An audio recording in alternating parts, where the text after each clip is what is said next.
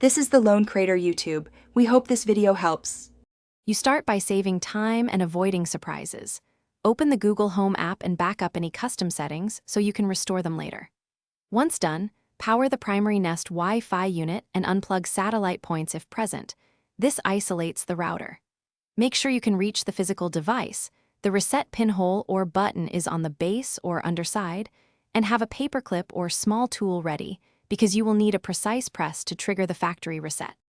You now perform the reset. Insert your tool and press firmly for about 10 seconds until the LED begins to flash. That signals the unit acknowledged the command. Make sure you keep holding. The LED will change color or pulse differently to confirm factory reset activity, then release immediately when you see it. After releasing, allow the router 5 to 10 minutes to erase settings and reboot. Do not interrupt power during this period, because that could corrupt startup processes or require repeating the reset. Once the Nest Wi-Fi finishes rebooting, open the Google Home app and add the device as new. You will need to follow the setup prompts to recreate your network and re-enter Wi-Fi names and passwords. If the unit won't boot or shows no LED activity, power cycle it and repeat the reset procedure. Sometimes a full disconnect clears hung firmware states.